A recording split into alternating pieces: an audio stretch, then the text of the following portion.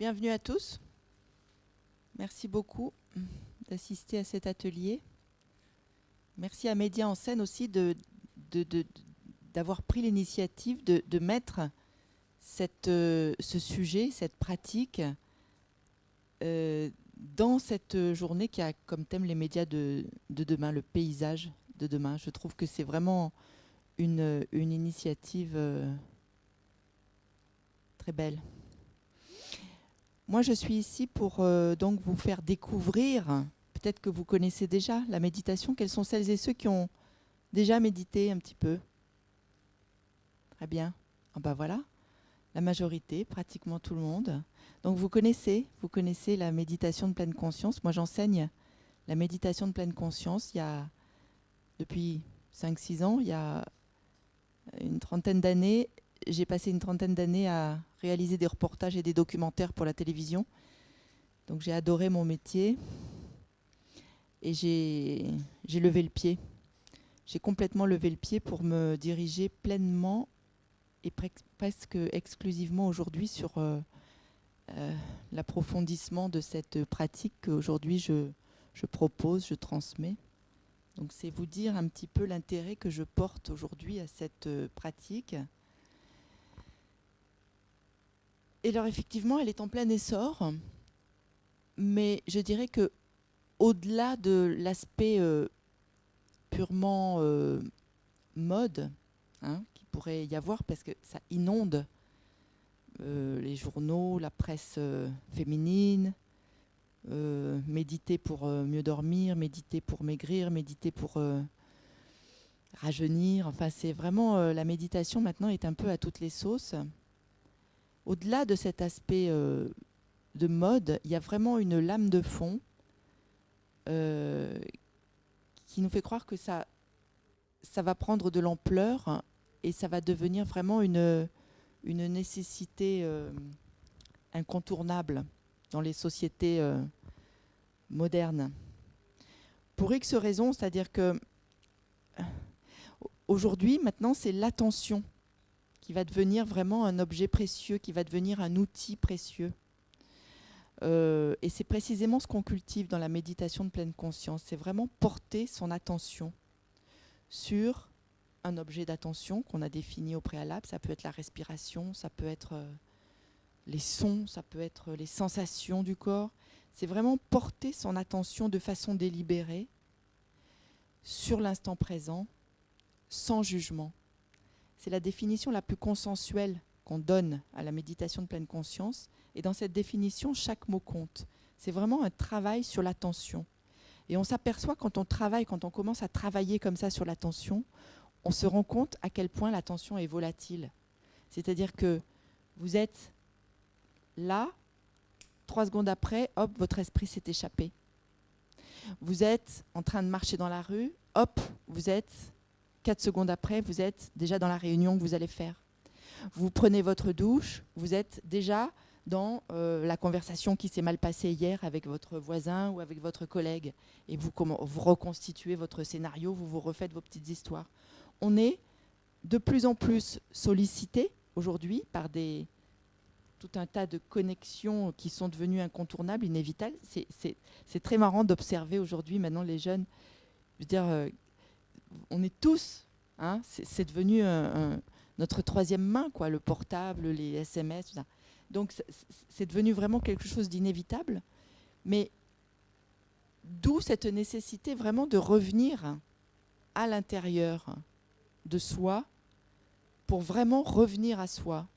Et il y a dans cette pratique, il faut bien comprendre que il y a un très fort enjeu de cohérence personnelle et un enjeu aussi sociétal. C'est-à-dire que c'est vraiment une pratique, un moment de pause qui vous permet non seulement de vous poser et d'apaiser votre esprit, parce que le premier effet de la méditation, c'est vraiment la sensation d'apaisement. Mais ça, c'est le premier effet. Il y a un autre effet beaucoup plus profond, qui est la clarté. C'est-à-dire vraiment cette cette sensation d'avoir vraiment les idées plus claires. Il y a une espèce de discernement qui arrive quand on arrive à se poser véritablement. Et ça, c'est très aidant.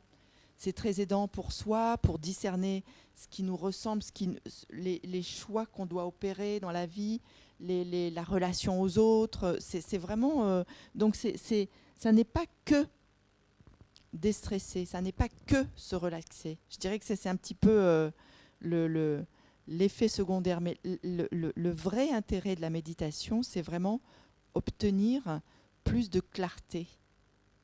Et c'est vraiment quelque chose qui se cultive par une pratique, et je dirais une pratique qui s'inscrit pratiquement dans la quotidienneté, dans la régularité. Aujourd'hui, on parle, il y a un économiste qui a travaillé sur toutes ces questions-là d'économie positive. Il a rédigé un ouvrage qui s'appelle Tout pour le bonheur ou quelque chose comme ça. Il s'appelle Pierre Layard. C'est un économiste anglais.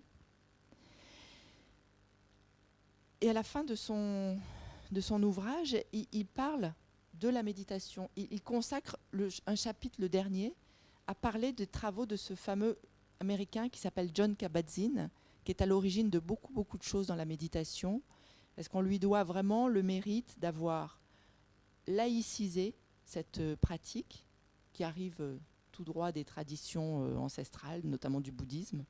Donc il s'est rendu compte que vraiment il n'y avait pas besoin d'être bouddhiste pour bénéficier des outils de cette pratique. Donc il l'a entièrement laïcisé dans un protocole en 8 semaines qu'on appelle le MBSR, Mindfulness Based Stress Reduction, la réduction du stress par la pleine conscience. Ça, c'est son premier mérite, vraiment de l'avoir rendu complètement laïque. Deuxième mérite de ce monsieur, c'est de l'avoir introduit dans le milieu de la santé. Le programme MBSR a d'abord été à l'origine proposé en milieu hospitalier. Et il s'est adressé à des patients qui avaient toutes sortes de pathologies, des pathologies cardiaques, des pathologies nerveuses, psychiatriques, des lombalgies, des douleurs chroniques. Et vraiment, il a réuni ces patients dans ce protocole-là, et à l'issue de ce protocole qui a duré 8 semaines, il en a donc obtenu des témoignages des gens qui avaient traversé ce programme. Et à l'issue de ces témoignages quand même très concluants, il a pu faire partir les premières études scientifiques. Donc ce monsieur est à l'origine d'un troisième mérite, c'est d'avoir vraiment initié tout un champ de recherche. Aujourd'hui, ça a commencé très très timidement dans les début des années 80, les premières recherches scientifiques sur la méditation.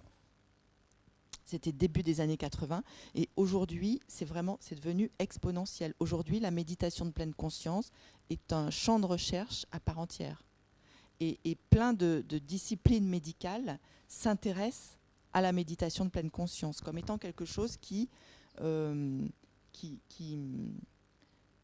c'est-à-dire, c'est vraiment à la tête de cette nouvelle discipline qu'on appelle la médecine corps-esprit. Hein.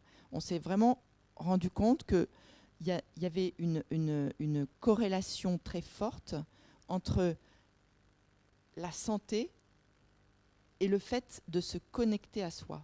Hein, c'est-à-dire, c'est vraiment le fait de porter son attention sur le corps et sur l'esprit intervient pour beaucoup dans les mécanismes d'autorégulation de la santé, qui interviennent dans la santé. Et ça, c'est vraiment maintenant quelque chose qui est prouvé.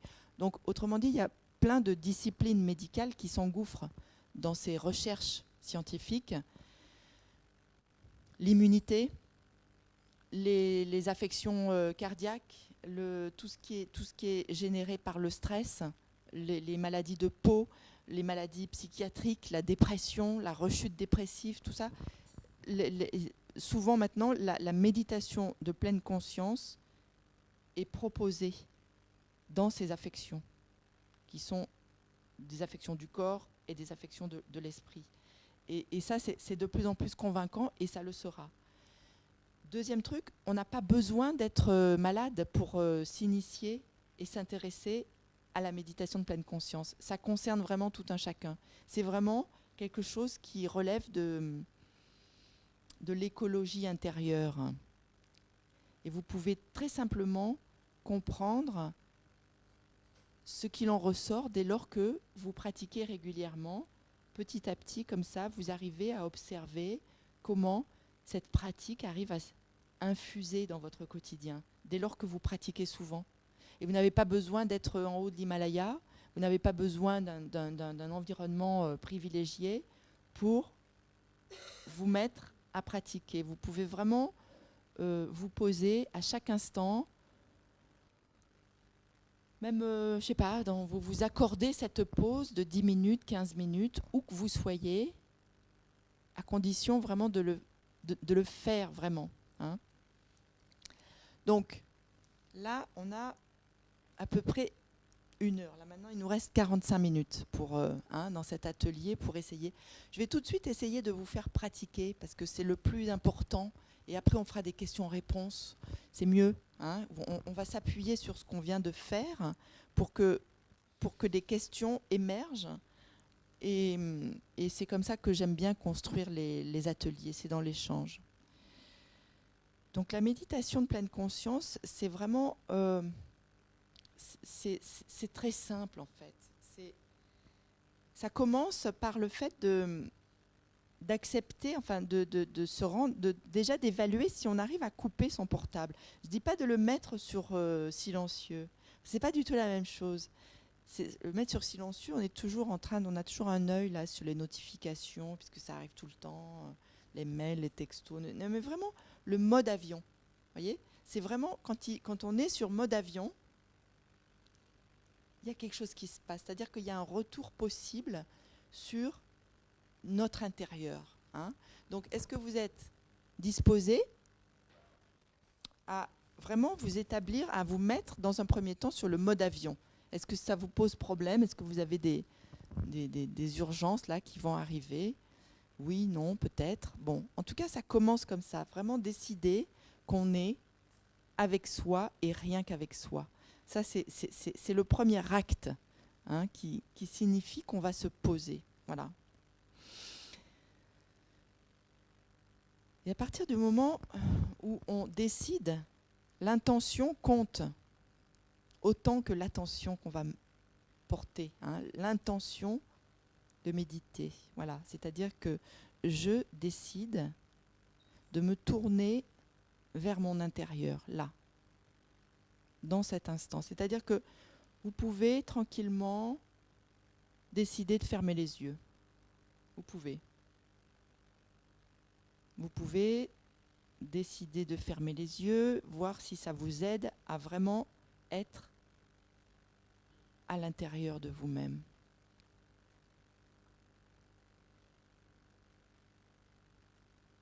S'il n'y a pas de problème, si vous voulez les laisser ouverts, il n'y a pas de problème. Et tranquillement, comme ça, vous essayez d'oublier vos agendas.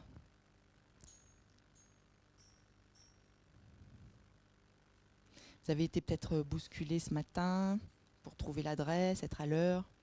Il y avait du monde dans le métro. Il y a plein de choses à écouter, il y a plein de choses à assimiler aujourd'hui, plein de gens à rencontrer. Voilà, là, pour une fois, dans cet instant, vous vous détachez.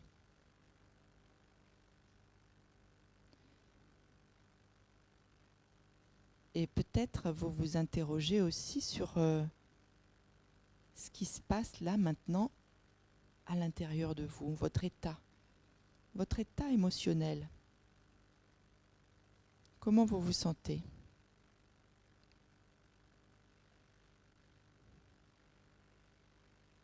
Comment je me sens ? Calme ? Bousculé ?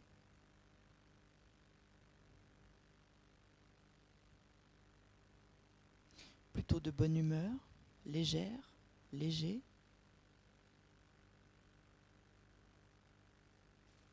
Ou avec une pointe de contrariété. Ou essayez de d'établir juste, mais comme une photo instantanée, juste en veillant à vraiment à ne pas rajouter de commentaires supplémentaires. Juste prendre la couleur sans juger. Juste la tonalité. Et à partir de là, vous pouvez aussi explorer d'autres choses. Vous pouvez vraiment sentir ce qui se passe dans votre corps, par exemple. Au niveau de vos jambes,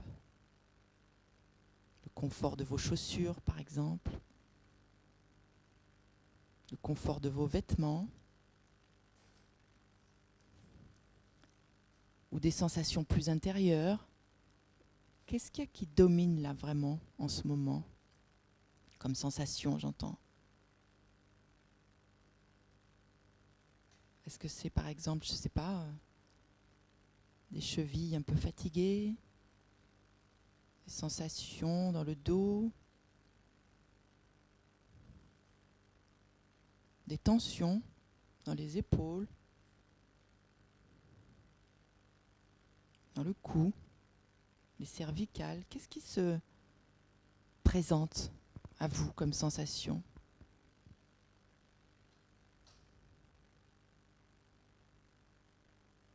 Peut-être une douleur, une vieille douleur qui persiste, qui est là, ou pas. Écoutez votre corps, comme si vous aviez un corps pour la première fois.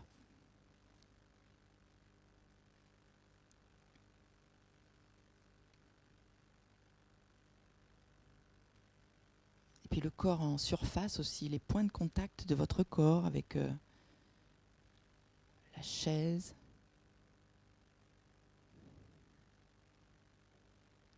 ou les plantes de pied au sol.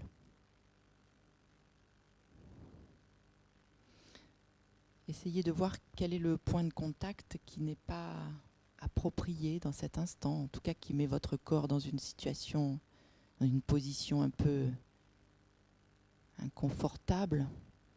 Essayez de rectifier ça. Le mieux, c'est d'adopter une position la plus neutre possible. C'est-à-dire les plantes de pied vraiment bien à plat au sol, le bassin bien installé au fond de la chaise et, si possible,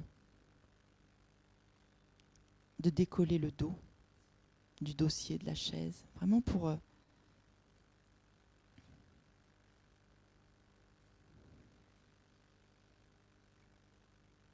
puis vous placez les mains sur les cuisses, à l'endroit où vos bras seront le plus détendus possible. Prenez conscience des endroits de votre corps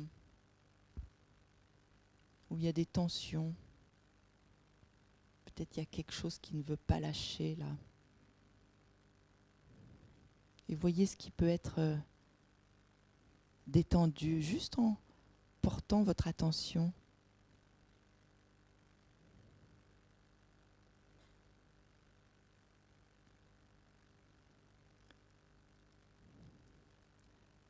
Et alors là maintenant, troisième étape, vous allez faire quelque chose d'absolument décisif. Vous allez porter votre attention sur le souffle.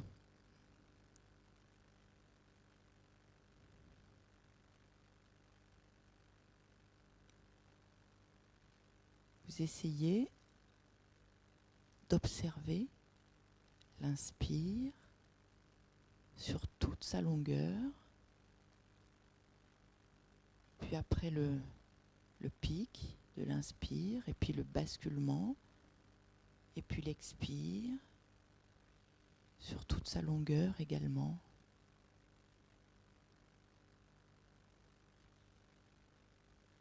Juste ça.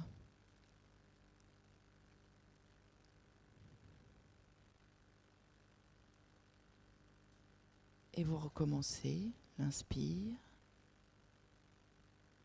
Vous pouvez vous mettre par exemple dans vos narines. Juste sentir l'air frais qui arrive dans vos narines, la sensation qui en émane. Et puis l'air plus tiède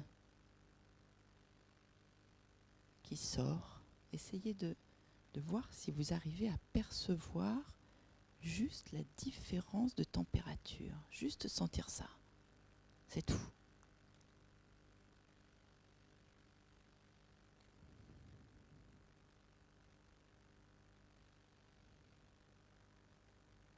Et où est-ce qu'elle se fait sentir, cette différence de température? Est-ce que c'est sur le bord des lèvres, comme ça, où est-ce que vous la sentez? Affinez votre perception.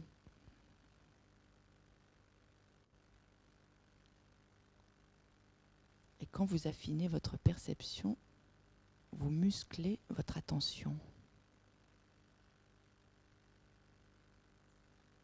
Soyez vraiment sur votre souffle et sur rien d'autre. Comme si votre vie en dépendait. C'est comme ça. Et de fait, votre vie en dépend.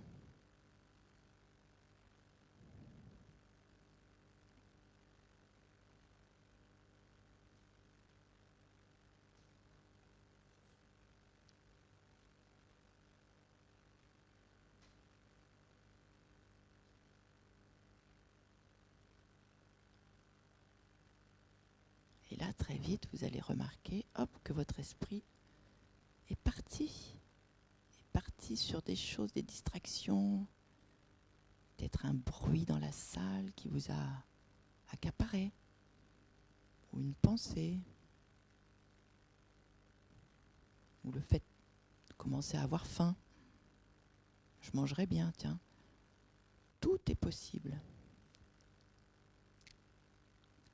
Et vous remarquez cette dispersion de l'esprit, vous la remarquez. Et sans commentaire, vous revenez. Vous revenez tranquillement sur l'exploration de votre respiration.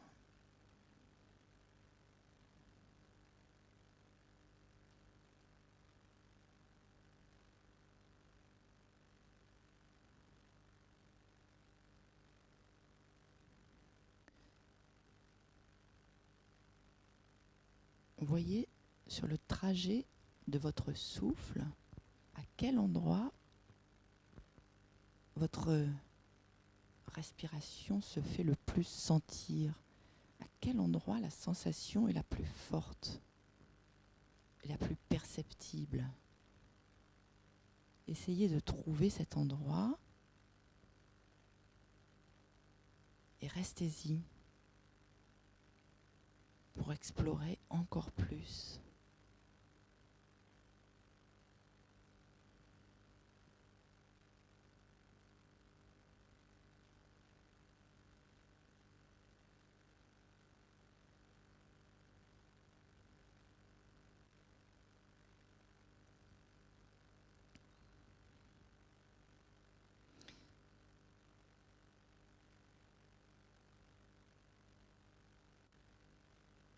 C'est assez compliqué de vouloir vivre des expériences exceptionnelles à chaque fois qu'on médite. C'est pratiquement, ça n'est jamais le cas. Mais en revanche, ce qu'il y a de toujours disponible, c'est de s'étonner. S'étonner de votre respiration.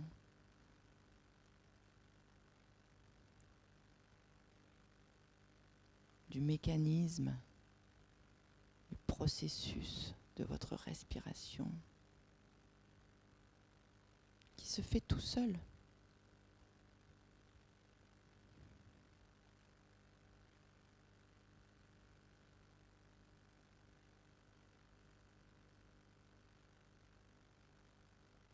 Voyez si vous prenez conscience si vous contrôlez votre souffle ou si vous essayez de le modifier ou de l'amplifier ou de le rendre plus paisible. Mais essayez plutôt de ne pas intervenir sur votre souffle, de le laisser être, juste de l'observer, de se laisser porter. Il y a de grands bénéfices à sentir qu'on est porté par le souffle. On peut se laisser porter par le flux de la vie.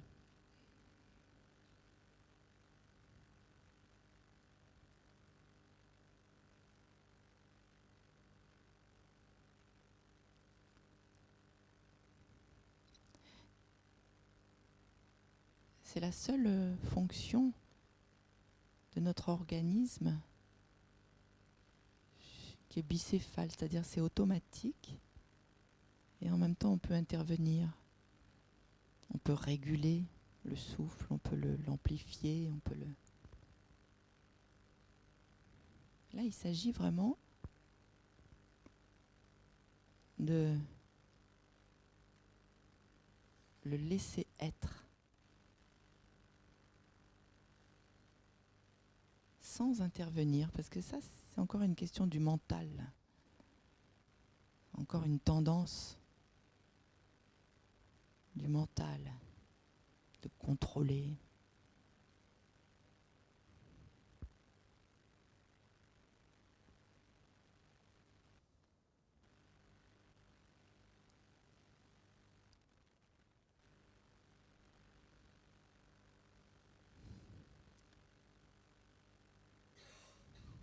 Et si de nouveau, vous observez que votre esprit vagabonde,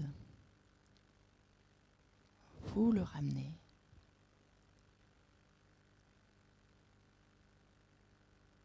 Mais c'est pas que vous avez échoué, c'est l'esprit qui veut ça. On est tout le temps. L'esprit produit des pensées, des images, des commentaires, des évaluations. L'esprit est formaté comme ça. C'est normal, c'est naturel.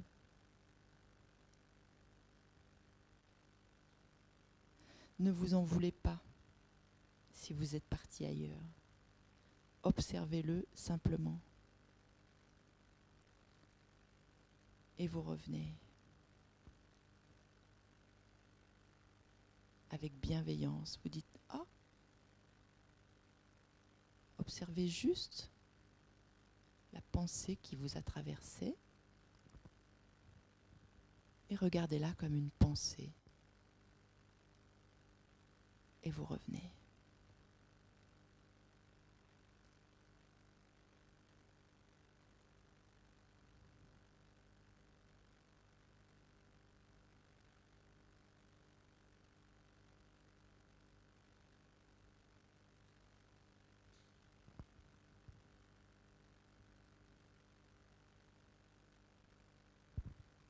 Et tout en restant connecté à votre respiration, élargissez votre attention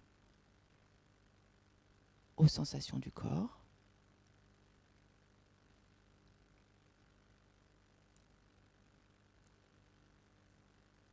Et tout en restant en contact avec votre respiration et votre corps, vous pouvez élargir aussi, par exemple au paysage sonore. Tous les sons qui arrivent à vous.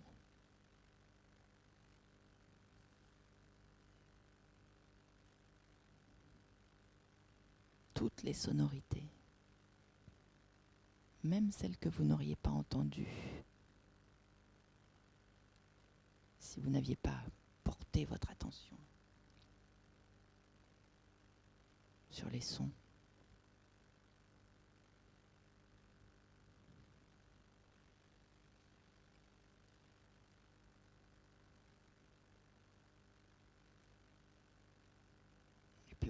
aussi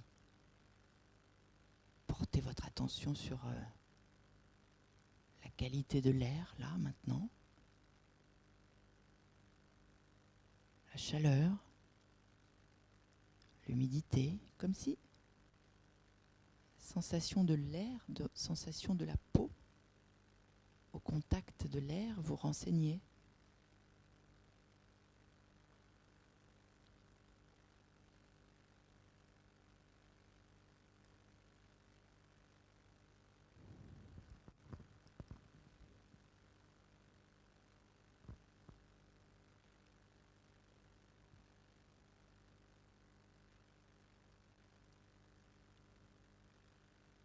Et je vais terminer cet exercice en faisant résonner un bol avec un son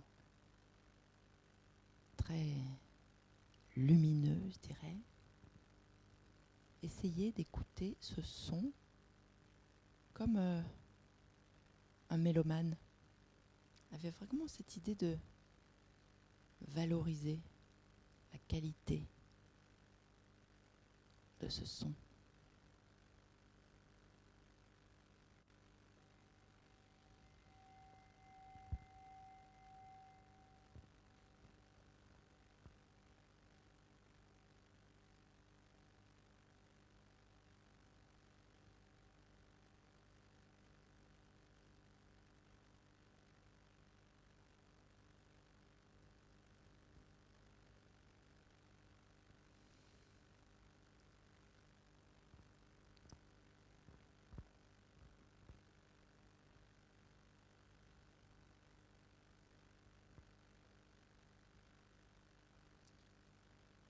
Je vous remercie. Vous pouvez doucement ouvrir les yeux si vous les aviez fermés.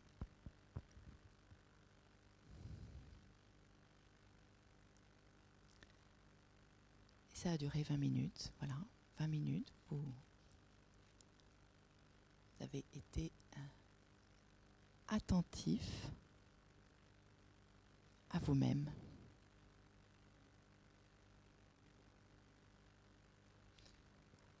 C'est bien s'il y a des questions. Il nous reste 20 minutes, on peut bavarder.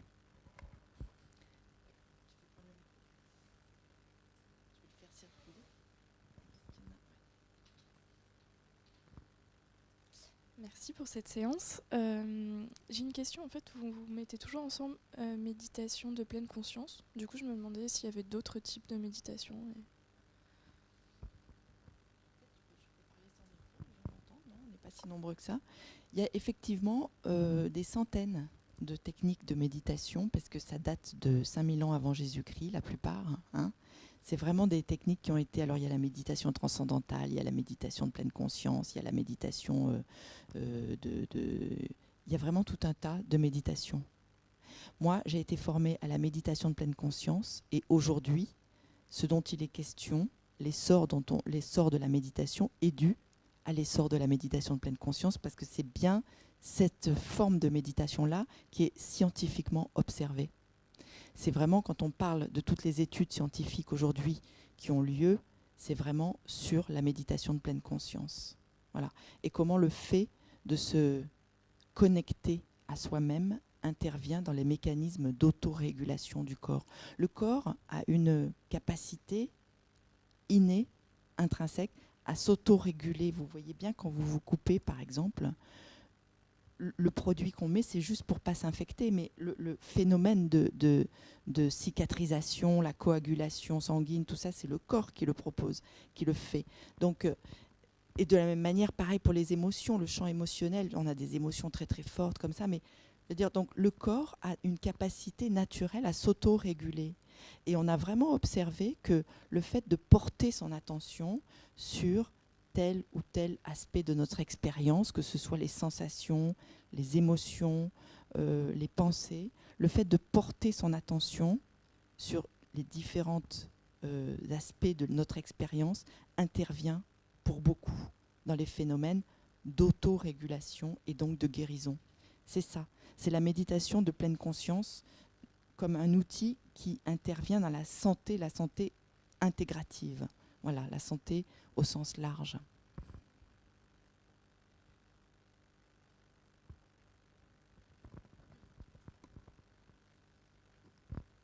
Merci. Si vous aviez quelques conseils à nous donner pour pratiquer la méditation au quotidien, quels seraient-ils? Vous voyez l'exercice que je viens de vous faire là? C'est vraiment quelque chose que vous pouvez faire de vous-même. C'est toujours plus facile d'être guidé parce que la guidance permet de savoir où on doit porter son attention, etc. Mais dans l'absolu, c'est une pratique qui suppose que vous preniez un temps pour vous avec le mode avion sur votre portable, dans un endroit de la journée, dans un moment de la journée et un endroit où vous savez que vous ne serez pas dérangé. Et vous pouvez le faire 10, 15, 20, 30 minutes. Il y a des très belles applications aujourd'hui. Moi, je représente aujourd'hui Petit Bambou parce que j'ai écrit des méditations guidées pour eux. Le mérite de Petit Bambou, c'est que ils ont été les premiers à comprendre, à saisir l'importance de cette pratique-là au quotidien. Et je ne connais pas trop les autres. J'imagine qu'il y a tout un programme accessible aussi en libre accès. Mais Petit Bambou, essayez de vous mettre sur les 8 qui sont en libre accès. Même si vous les répétez, la répétition n'a pas d'importance dans cette pratique. Puisqu'à chaque fois, il s'agit de s'arrêter et de marquer une pause et de se diriger vers sa respiration. Vous pourriez, pendant 40 ans, rester sur votre respiration de la façon dont on vient de le faire. Vous auriez une pratique très profonde. Après, vous pouvez avoir d'autres objets d'attention. Vous pouvez vraiment avoir, par exemple, faire des méditations sur les sons, les sensations, des contemplations sur ce qui se passe dans mon esprit. Et je le regarde encore plus profondément. Donc, il y a tout un champ de possibilités, puisque la méditation ouvre beaucoup sur le fonctionnement de l'esprit. Donc c'est sans fin. Mais à la base, la pratique qui consiste à porter son attention sur la respiration, c'est la pratique la plus solide et la pratique de base qu'on propose, nous, dans les programmes MBSR. Il y a aussi un autre moyen de se mettre vraiment et de devenir autonome dans sa pratique, c'est de traverser le programme MBSR en 8 semaines. Vous avez chaque semaine des séances qui durent 2h30, où là vous explorez vraiment tous les aspects de vous-même et de votre vie, où il est question de pouvoir amener plus de pleine conscience à tous les niveaux, dans votre corps, dans votre relation aux autres, dans vos schémas de pensée, dans vos automatismes, c'est vraiment un programme très complet, mais le but final de ce programme, c'est vraiment de devenir autonome dans la pratique. Voilà. Une dernière chose, après il y a plein de bouquins. Il y a vraiment, dans le monde de l'édition aujourd'hui, s'il y a vraiment un sujet qui regroupe autant de parutions, c'est la pleine conscience. Mais encore une fois, il n'y a rien qui remplace la pratique. C'est vraiment le fait de pratiquer. C'est un petit peu comme un seau d'eau qui se remplit par du goutte à goutte. C'est-à-dire que le goutte à goutte fait que vous n'allez pas voir le niveau monter, mais ça se solidifie et ça se remplit. Et c'est la répétition. Voilà. OK ? Merci, effectivement. Tout à l'heure, vous avez dit que ce n'était pas un échec si parfois l'attention divague. Voilà. Moi, ce qui m'arrive parfois, c'est que je m'assoupis en méditant. Est-ce que c'est, je sens que c'est aussi une forme d'attention qui se détache. Est-ce que c'est grave? Est-ce que c'est mieux même de rester attentif Alors, il n'y a rien de grave dans la méditation. Vraiment, il n'y a rien de grave, il n'y a pas d'échec, il n'y a rien. C'est simplement d'observer. Tiens, voilà, j'étais dans la somnolence. C'est un manque c'est peut-être un état de fatigue que vous avez. C'est une distraction de la même façon que les pensées qui vous emmènent plus loin, d'accord ? Donc, je pense à autre chose ou je m'endors, c'est la même chose. C'est-à-dire que je ne suis plus sur ma respiration. Mais il faut effectivement, quand on commence la pratique, souvent on rentre dans un chemin qui ressemble à de la somnolence. Parce que le corps est conditionné à ce que dès qu'on soit immobile, boum, ça veut dire sommeil, ça veut dire sieste. Donc, il faut essayer petit à petit de déprogrammer le corps dans ce chemin-là de somnolence et d'essayer de se réajuster. Mais vous n'avez rien d'autre à faire que d'en prendre conscience. Tiens, là, je n'étais plus sur ma respiration. C'est tout. Mais il n'y a rien de grave. Il n'y a rien de grave. Voilà. Si vous dormez, c'est une bonne réponse du corps, je trouve. Enfin, voilà, c'est... Hein. Vous avez fait tout à l'heure un lien entre les médias et la méditation. Vous étiez heureuse de venir faire ça ici, en particulier parce que vous êtes concernée par la question des médias. Alors, à part le fait que Médias en scène, effectivement, c'est une pause parce qu'on essaye de réfléchir au futur des médias, à part ça, quel lien vous faites entre les deux, sachant que les médias, c'est justement un lieu de stress, l'actu, c'est l'inverse de la méditation, c'est toujours une info qui pousse l'autre. Et donc, vous voyez, de plus en plus maintenant, on parle de inner and outer sustainability. Hein. Le développement durable, c'est pas seulement autour de soi, c'est à l'intérieur. C'est-à-dire que maintenant, il y a vraiment, c'est plus que jamais nécessaire, avec cette multiplication des sollicitations, des médias, des contenus qui s'agrègent partout, c'est devenu de plus en plus, ça devient vraiment un contrepoids nécessaire. Cette pause qu'on va cultiver de plus en plus, je pense. C'est plus qu'un phénomène de mode, c'est une lame de fond qui est là. Je me suis mise à lire le 3e volume de... Comment il s'appelle? J'espère que je ne vais pas écorcher son nom. Il s'appelle Hariri, 21 leçons pour le 21e siècle. Hein, Yuval Noah Hariri. Le dernier chapitre de son ouvrage est consacré à la méditation, comme étant vraiment quelque chose qui va devenir incontournable, comme une écologie intérieure dont on va avoir besoin. Et à mon sens, je veux dire, plus on va être connecté H24 et plus on va avoir besoin de ce repli. C'est même pas un repli, c'est une façon. Il y a encore une fois, il y a un enjeu de cohérence intérieure qui est très important. Et la cohérence, cet enjeu de cohérence intérieure, par extension, c'est vraiment un enjeu sociétal aussi. C'est-à-dire que c'est en étant bien avec soi-même, en étant clair dans ses choix, qu'on va pouvoir avoir l'action juste. Hein. Parce que ce qu'il faut bien retenir de la méditation, c'est que effectivement, il y en a qui disent que ce n'est pas de la relaxation. Moi, je dis que ça relaxe. Je dis que ça déstresse énormément. Ça fait du bien.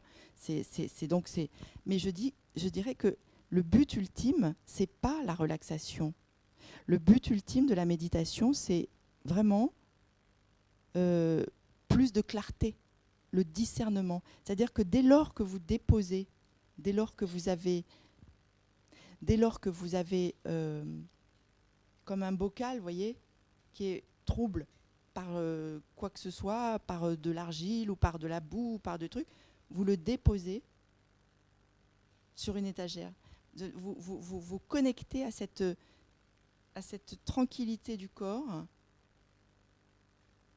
et à partir de là, vous avez de la clarté.